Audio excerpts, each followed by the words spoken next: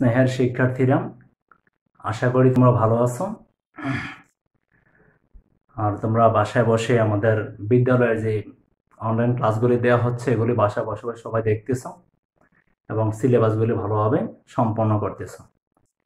যাই হোক, সবাই সুস্থ থেকে বাসায় অবশ্যই লেখাপড়া করবে। কিভাবে সুস্থ থাকা যায় সে চিন্তা করতে হবে। আর আমাদের আজকে যে ক্লাসটা তোমাদের দিচ্ছি আমি, সেটা হলো বিশেষ করে দশম শ্রেণীর পদার্থবিজ্ঞানের ষষ্ঠ অধ্যায়। ষষ্ঠ অধ্যায় আছে বস্তুর উপর তাপের প্রভাব। কিসের উপর? বস্তুর উপর তাপের প্রভাব।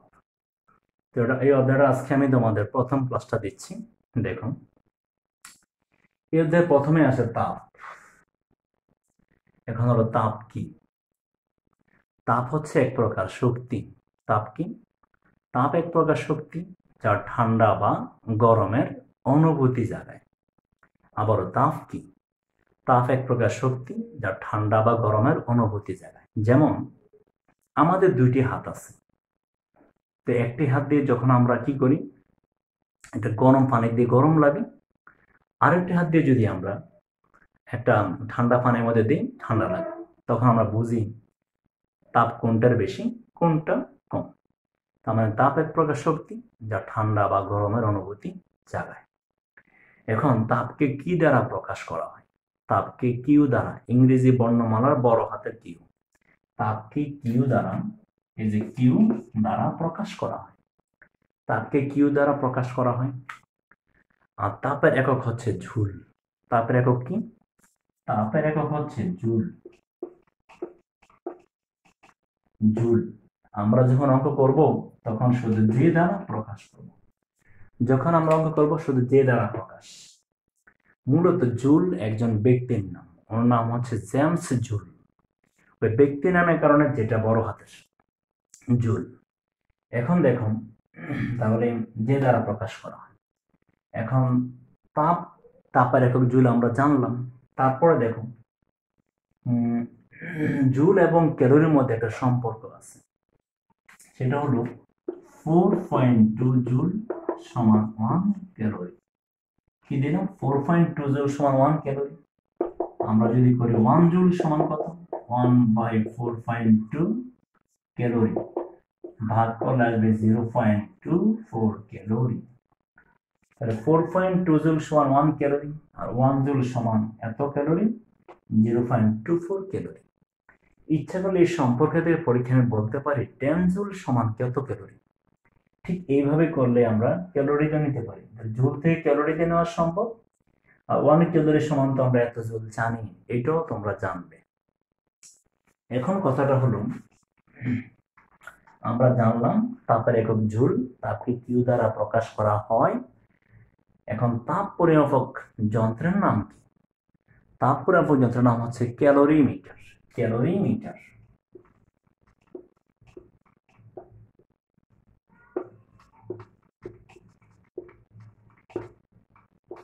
তাহলে তাপ পরিমাপক যন্ত্রের নাম কি? ক্যালোরিমিটার। এটা আমরা জানলাম। এবার যাচ্ছে তাপমাত্রাতে। তাপমাত্রাটা কি আসলে? তাপমাত্রা হচ্ছে কোনো বস্তুর তাপীয় অবস্থা, যা নির্ধারণ করে ওই বস্তুটিকে অন্য বস্তুর তাপীয় সংস্পর্শে নিয়ে এলে সেটি তাপ গ্রহণ করবে না বর্জন করবে। এখন সোজা কথা বলি, একটা গরম লোহা যদি একটা পানির মধ্যে ছেড়ে দাও, কি হবে? লোহাটা তাপ বর্জন করবে, আর পানি, যে পাত্রে পানি রাখা হয়েছে ওই পাত্র এবং পাত্রের মধ্যস্থিত পানি উভয় তাপ গ্রহণ করবে। তাপের কিন্তু অপচয় হয়নি, শুধু এক রূপ থেকে অন্য রূপে গেল। একটা বর্জন করলো আর একটা গ্রহণ করলো। ঠিক আছে? এতে করে বোঝা যায় তাপমাত্রা পানিতে দিলে কি বোঝা যায়? তাপ আছে না না আছে বোঝা যায়। একটা তাপ গ্রহণ করবে আর একটা তাপ বর্জন করবে। এখন আমরা তাপমাত্রা জানলাম, তাহলে তাপমাত্রার একক কি? তাপমাত্রার একক হচ্ছে কেলভিন। তাপমাত্রার একক কেলভিন। এখন তাপমাত্রার একক কেলভিন, তাপমাত্রা কি দ্বারা প্রকাশ করা হয়? এখন তাপমাত্রা আমরা জানি টেম্পারেচার। তাপমাত্রা প্রকাশে আমরা টেম্পারেচার টি ব্যবহার করব। কি ব্যবহার করব? বড় হাতের টি। টেম্পারেচারকে তাপমাত্রা টি দ্বারা প্রকাশ করে টেম্পারেচার টি। এখন কথা হলো, আমরা জানি তাপ পরিমাপক যন্ত্রের নাম হচ্ছে ক্যালোরিমিটার। তাহলে তাপমাত্রা পরিমাপক যন্ত্রের নাম কি? এটা সবাই জানো তোমরা, থার্মোমিটার। কারণ যখন কারো জ্বর ওঠে, একটা থার্মোমিটার জিহ্বার নিচে দেওয়া হয়, ওইখানে কি থাকে? একটা পারদ থাকে, পারদ বাষ্প। ওই পারদ বাষ্প আমাদের গরমের তাপে বাষ্পটা গলে যায়। একমাত্র নরম ধাতু পারদ, যা অল্প তাপে গলে যায়। তখন পারদটা গলে দিয়ে যখন উপরের দিকে ওঠে, তখন গলিত পারদ দেখে বাষ্প থেকে বোঝা যায় শরীরের টেম্পারেচার কতটুকু, কম না বেশি। এর থেকে ধারণা দেওয়া যায় জ্বর হয়েছে না জ্বর হয় নাই। ঠিক আছে? তাহলে আমরা কি জানলাম? তাপমাত্রা পরিমাপ করা কিসের সাহায্যে? থার্মোমিটারের সাহায্যে। এতক্ষণ ধরে যে বললাম তাপ ও তাপমাত্রা, ইচ্ছা করলে তোমরা তাপ ও তাপমাত্রার মধ্যে পার্থক্য নিরূপণ করতে পারবে। এখন আসুন, এই যে কেলভিন কাকে বলে? যদি আমরা জানি তাপমাত্রার একক কেলভিন। কেলভিনকে কি দ্বারা প্রকাশ করা হয়? কি দ্বারা প্রকাশ করা হয়? কেলভিন। এখন কেলভিন কাকে বলে? পানির ত্রৈধবিন্দুর 273/1 পানির ত্রৈধবিন্দুর 273/1 1 কেলভিন বলে। ত্রৈধবিন্দু জিনিসটা কি? 3 অবস্থা: কঠিন, তরল, গ্যাসীয়, অথবা পানি কথায় বলি বরফ, পানি, জলীয় বাষ্প। মানে 3 অবস্থায় বিরাজ করে। ত্রৈধবিন্দু মানে 3টা অবস্থা। পানির ত্রৈধবিন্দুর 273/1 1 কেলভিন বলে। তাহলে আমরা কেলভিনের সংজ্ঞাটা শিখে ফেললাম। এখন কথা হলো, যে তাপমাত্রা আছে না, তাপমাত্রা পরিমাপক যন্ত্র 3টা যন্ত্র আছে। আবার বলি, তাপমাত্রা পরিমাপক 3টা স্কেল রয়েছে। তাপমাত্রা Celsius scale, Kelvin scale, Fahrenheit scale. এই 3টা স্কেলের মধ্যে একটা সম্পর্ক রয়েছে। তো দেখো, একটু যদি আমরা আঁকি, দেখুন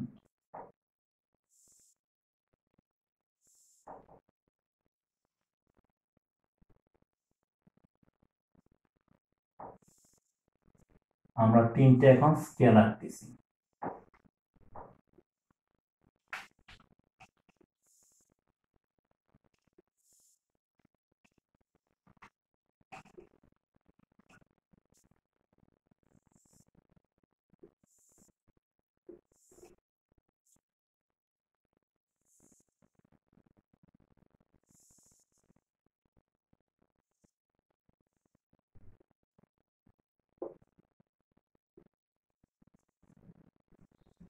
একটু গাঢ় হবে এই অংশটা, এভাবে তোমরা আঁকবে বাসা বসে বসে।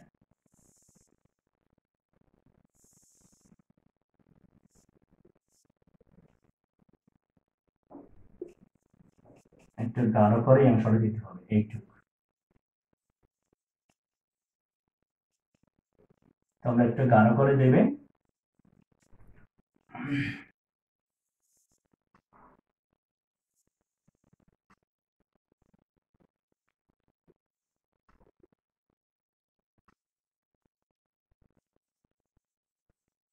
আমরা একটু গাঢ় করে দিলাম।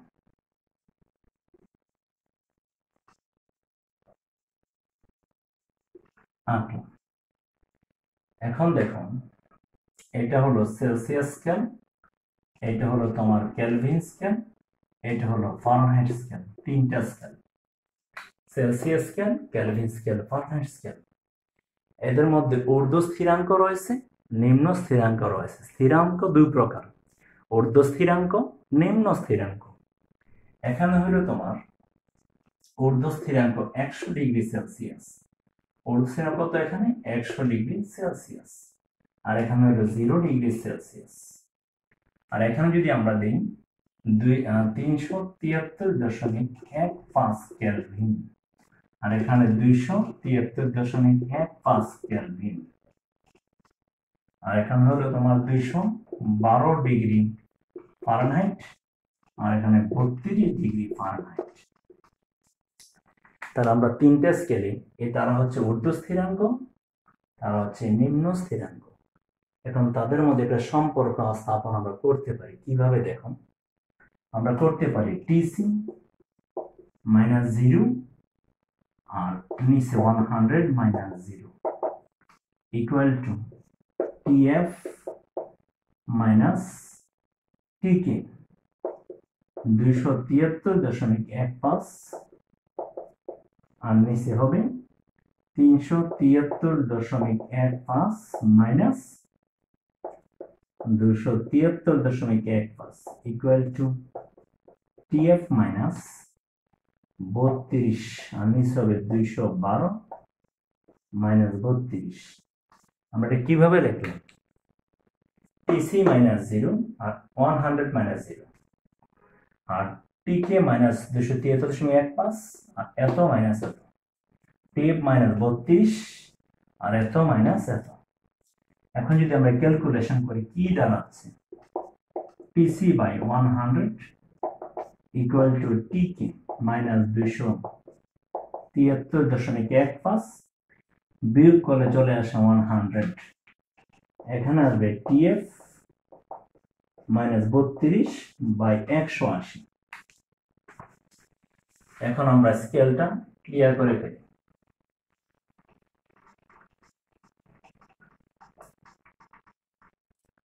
এবার দেখুন কি আসবে মান। এখানে দেখুন 100, এখানে আছে 100, এখানে 180। আমরা তিনটাকে আমরা যদি 20 দ্বারা গুণ দিই তাহলে কি হবে দেখুন, TC by 5 equal to TK minus 273.15 নিচে হবে 5 equal to TF minus 32 by 9। কত দ্বারা গুণ দিলাম আমরা? 20 দ্বারা গুণ। এই যে একটা সম্পর্ক দাঁড়ালো তিনটা স্কেলের মধ্যে, এই সম্পর্ক দিয়ে আমরা একটা স্কেল থেকে আরেকটা স্কেলে তাপমাত্রা আমরা স্থানান্তর করতে পারি। অর্থাৎ তোমরা একটা সূত্র হিসেবে এটা মনে রাখতে হবে, এটা অনেক কাজে লাগবে। সেলসিয়াস স্কেল থেকে কিভাবে আমরা কেলভিন স্কেলে যাব, সেলসিয়াস স্কেল থেকে কিভাবে আমরা ফারেনহাইট স্কেলে যাব, ঠিক আছে? এইটুকু জানলে আমাদের হবে। তাহলে আমরা সূত্রটা শিখতে পারলাম কিভাবে তিনটা স্কেল থেকে আমার সূত্রটা আসলো। আবারও বলি, এটা হলো সেলসিয়াস স্কেলের তাপমাত্রা, এটা হলো কেলভিন স্কেলের তাপমাত্রা, এটা হলো ফারেনহাইট স্কেলের তাপমাত্রা। টি দিয়ে বোঝায় টেম্পারেচার, মানে তাপমাত্রা বোঝায়। এখন কথাটা হলো আমরা কিভাবে সেলসিয়াস স্কেল থেকে আমরা কেলভিন স্কেলে যেতে পারি।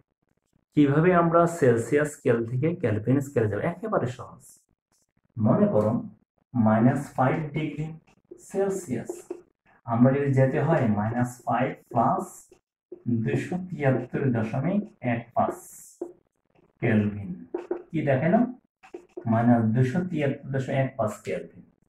মানে সেলসিয়াস যতই দেওয়া হোক তার সাথে 273.15 যোগ করলে আমরা কেলভিন স্কেলে যেতে পারবো।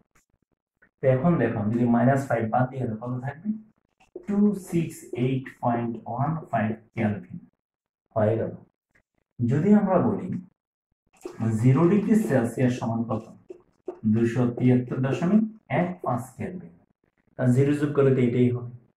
যদি বলি আমরা 30 ডিগ্রি সেলসিয়াস তাহলে কত আসবে? 30 প্লাস 273.15 কেলভিন যোগ করলে চলে আসবে 303.15 কেলভিন। তাহলে 30 ডিগ্রি সেলসিয়াসকে আমরা এভাবে কেলভিন স্কেলে নিয়ে আসতে পারি। তাহলে বুঝতেই পারছো সেলসিয়াস স্কেল থেকে কেলভিন স্কেলে ওটা খুবই সহজ, শুধু 273.15 যোগ করলে আমরা কেলভিন স্কেলে যেতে পারি। উল্টা যদি বলি কেলভিন স্কেল থেকে আমরা কিভাবে সেলসিয়াস স্কেলে আসবো, তখন আবার আমরা 273.15 বিয়োগ করলে আমরা কেলভিন স্কেল থেকে সেলসিয়াস স্কেলে আসতে পারবো। তাহলে এইটা আমরা জানতে পারলাম সেলসিয়াস স্কেলে কেলভিন স্কেলের সম্পর্ক। কিন্তু কথা হলো কিভাবে আমরা সেলসিয়াস থেকে আমরা ফারেনহাইটে যাব, কেলভিন থেকে কিভাবে ফারেনহাইটে যাব। এখন আমরা সবাই জানি সুস্থ মানুষের দেহের তাপমাত্রা কত? 98.4 ডিগ্রি ফারেনহাইট। আমরা বলি সুস্থ মানুষের দেহের তাপমাত্রা হচ্ছে 98.4 ডিগ্রি ফারেনহাইট। দেখো সুস্থ মানুষের দেহের তাপমাত্রা 98.4 ডিগ্রি ফারেনহাইট, এটা আমরা মুখস্থ জানি সকলে। কোন স্কেলে? ফারেনহাইট স্কেলে। এটা হলো টিএফ। এখন আমার কত হলো, তাহলে সেলসিয়াস স্কেলে কত হবে? আমরা তো জানলাম ফারেনহাইট স্কেলে। এখন সেলসিয়াস স্কেলে যদি নিতে চাই আমরা কিভাবে করব? প্রথমত আমরা লিখব, দেখো এই দুইটার মধ্যে রিলেশনটা আমরা প্রথমত লিখব TC/5 equal to TF minus 32/9।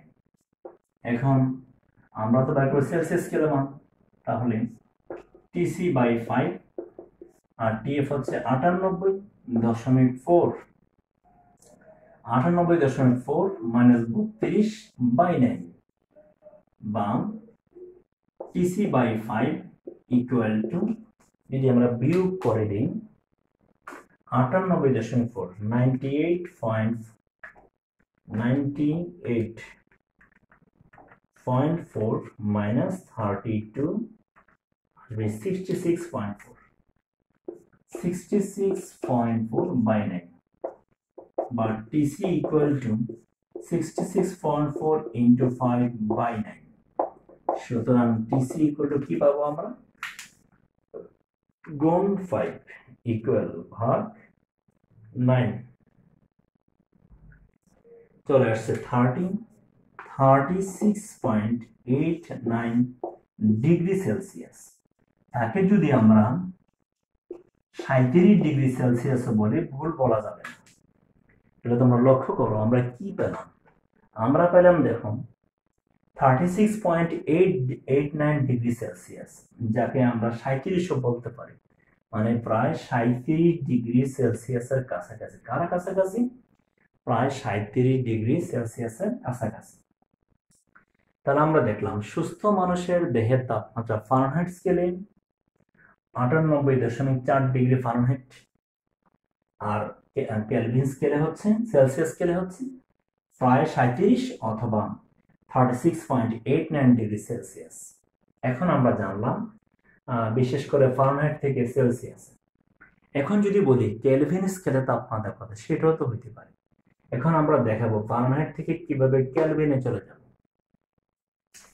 পরীক্ষায় বললো ফারেনহাইট স্কেলে যদি 98.4 ডিগ্রি ফারেনহাইট হয় তাহলে কেলভিন স্কেলে কত, তখন আমরা কিভাবে করতে পারি?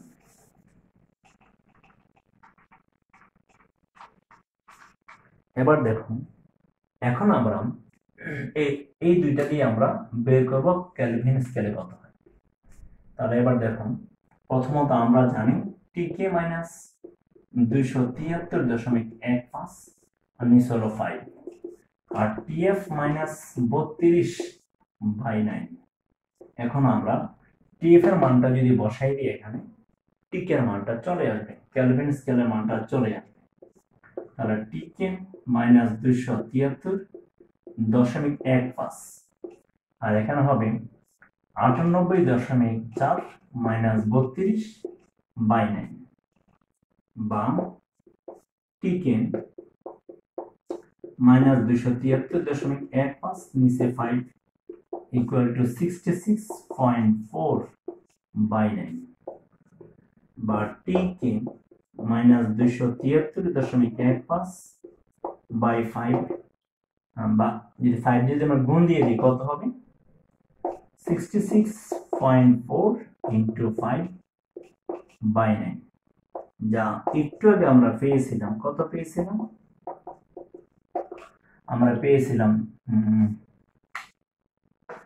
যদি আমরা করি আবার হিসাবটা, 66.4 ইন্টু 5 আর সে তো ভাগ 9, 36.89 পেলাম বা টিকে ইকুয়াল টু 36.89 প্লাস 273.15।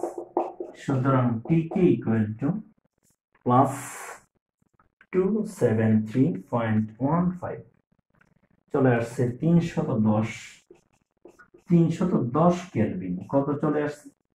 310 কেলভিন প্রায়। তাহলে দেখতেই পারছো আমরা কিভাবে আমরা একটা স্কেল থেকে আরেকটা স্কেলে নিতে হয় আমরা দেখলাম। তাহলে এই একটা অঙ্ক আমাদের হয়ে গেল, আশা রাখি তোমরা করতে পারবে এই সূত্রটার মাধ্যমে। আমাদের পাঠ্য বইটা যেটা আছে, আমাদের পাঠ্য বইয়ে তোমরা দেখবে কিছু অঙ্ক দিছে, দেখো লেখা আছে কোন তাপমাত্রায় কেলভিন স্কেল এবং ফারেনহাইট স্কেল সমান। কি লেখা আছে? কোন তাপমাত্রায় সেলসিয়াস এবং ফারেনহাইট স্কেল সমান। কোন তাপমাত্রায় সেলসিয়াস এবং ফারেনহাইট স্কেল সমান, এই ধরনের একটা প্রশ্ন আমাদের নতুন বই আছে। আবার বলি কোন তাপমাত্রায় সেলসিয়াস এবং ফারেনহাইট স্কেল সমান, এই দুইটার কথা বলছে। তাহলে দেখো যদি এমনটা যদি হয়, প্রথমত TC/5 আর TF মাইনাস 32/9।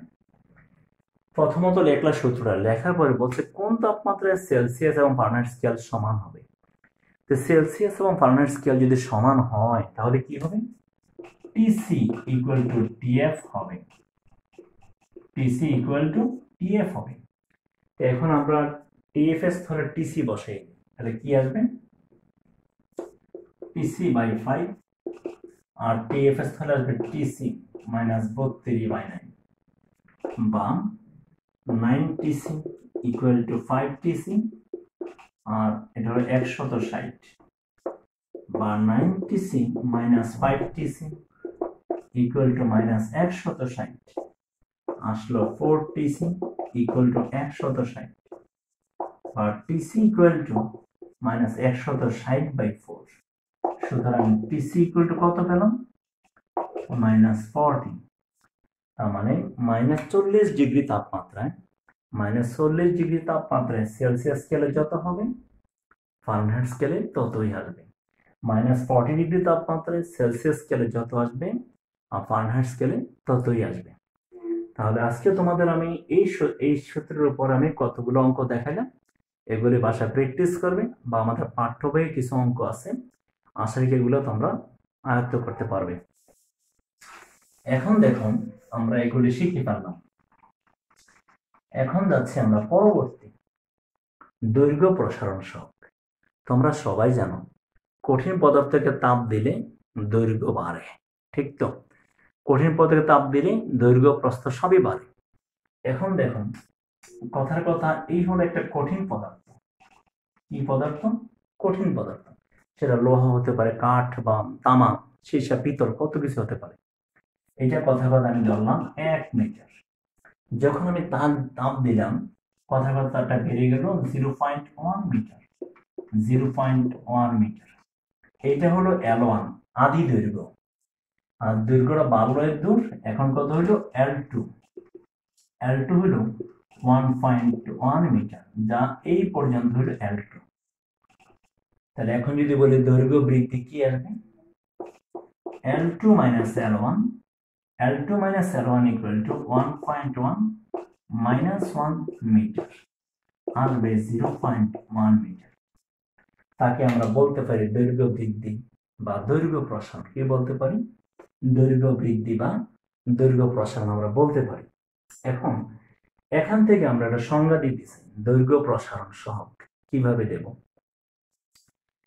1 মিটার দৈর্ঘ্যের 1 মিটার দৈর্ঘ্যের কোনো কঠিন পদার্থের 1 মিটার দৈর্ঘ্যের কোনো কঠিন পদার্থের একটি দণ্ডের তাপমাত্রা 1 কেলভিন বৃদ্ধি করলে, কত কেলভিন? 1 কেলভিন। আমরা জানি তাপমাত্রা পরিমাপের কি? কেলভিন। তাহলে 1 মিটার দৈর্ঘ্যের কোনো কঠিন পদার্থের দণ্ডের তাপমাত্রা, কঠিন পদার্থের একটি দণ্ডের তাপমাত্রা 1 কেলভিন বৃদ্ধি করলে ওই দণ্ডের দৈর্ঘ্য যতটুকু বৃদ্ধি পায় তাকে ওই দণ্ডের উপাদানের দৈর্ঘ্য প্রসারণ সহগ বলে। উপাদানে কেন বলা হলো? এটা রূপার হতে পারে, তামার হতে পারে, সীসার হতে পারে, আর লোহা বা অ্যালুমিনিয়াম হতে পারে। কারণ সকল ধাতুর দৈর্ঘ্য প্রসারণ সহগ এক নয়, ভিন্ন ভিন্ন। এমনকি সেটা ইস্পাতও হতে পারে। তাহলে আবারও বলি, 1 মিটার দৈর্ঘ্যের কোন কঠিন পদার্থের একটি দণ্ডের তাপমাত্রা 1 কেলভিন বৃদ্ধি করলে এর দৈর্ঘ্য যতটুকু বৃদ্ধি পায় তাকে ওই দণ্ডের উপাদানের দৈর্ঘ্য প্রসারণ সহগ বলে। যে দৈর্ঘ্য প্রসারণ সহগের সংজ্ঞা পারবে, যে দৈর্ঘ্য প্রসারণ সহগের সংজ্ঞা পারবে, সে ক্ষেত্র প্রসারণ সহগের সংজ্ঞা দিতে পারবে, আয়তন প্রসারণ সহগের সংজ্ঞাও দিতে পারবে। এখন দেখো আমি দেখাইলাম দৈর্ঘ্য প্রসারণ L2 - L1 বিয়োগ করে এটাকে দৈর্ঘ্য বৃদ্ধি বলে, দৈর্ঘ্য প্রসারণ বলে। কি বলে? দৈর্ঘ্য বৃদ্ধি বলে, আবার তাকে দৈর্ঘ্য প্রসারণ বলে। এখন আমরা জানবো দৈর্ঘ্য প্রসারণ সহগকে কি দ্বারা প্রকাশ করা হয়। দৈর্ঘ্য প্রসারণ সহগকে আলফা দ্বারা প্রকাশ করা হয়।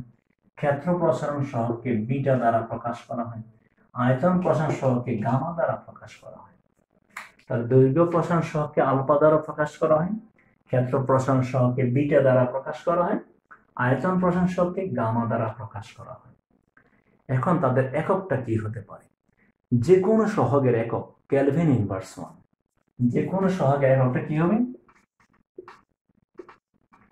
কে ইনভার্স 1। তাহলে দৈর্ঘ্য প্রসারণ সহগ, ক্ষেত্র প্রসারণ সহগ, আয়তন প্রসারণ সহগ একটা হচ্ছে কেলভিন ইনভার্স 1। কে ইনভার্স 1 মানে কি? Kelvin inverse 1। তাহলে আমরা যে কোনো সহগের এককটা জানলাম। এখন যদি বলি দৈর্ঘ্য প্রসারণ সহগ, ক্ষেত্র প্রসারণ সহগ এবং আয়তন প্রসারণ সহগের মাত্রাটা কি হবে? মাত্রাটা দেখো, আলফা, বিটা, গামা হবে টি ইনভার্স 1। আমরা জানি মাত্রাকে তৃতীয় বন্ধনীর মধ্যে প্রকাশ করতে হয়। তাহলে দৈর্ঘ্য প্রসারণ সহগ বলো, ক্ষেত্র প্রসারণ সহগ বলো, আয়তন প্রসারণ সহগ বলো, তাদের মাত্রাকে টি দ্বারা, কি দ্বারা প্রকাশ করা হয়? টি দ্বারা, টি ইনভার্স 1। তাহলে টি দ্বারা প্রকাশ করা হয়, এটা আমরা জানলাম। কত দ্বারা? টি দ্বারা। তাহলে দেখো আজকে আমরা মোটামুটি দৈর্ঘ্য প্রসারণ সহগ, ক্ষেত্র প্রসারণ সহগ, আয়তন প্রসারণ সহগ আমরা জানতে পারলাম। ঠিক আছে, এগুলো তোমরা পড়বে। আগামী ক্লাসে আমরা দৈর্ঘ্য প্রসারণ সহগ, ক্ষেত্র আয়তন প্রসারণ সহগ, এগুলো অনেকগুলি সূত্র আসবে। আমরা সূত্রগুলি বিবরণ দেব। বিবরণ দেওয়ার পরে আমরা কিছু গাণিতিক সমস্যায় চলে যাব। ঠিক আছে, যাই হোক, আজকে তোমাদের যে ক্লাসটা আমি দিলাম, ক্লাসটা ভালোভাবে আয়ত্ত করবে। ক্লাসটা আয়ত্ত করতে পারলে আমরা পরবর্তী ক্লাসটা ধীরে ধীরে আমরা আরো যখন দেব, ভালোভাবে অধ্যায়টা আয়ত্ত করতে হবে। ঠিক আছে, ভালো থেকো, সুখে থেকো, আগামী ক্লাসে দেখা হবে।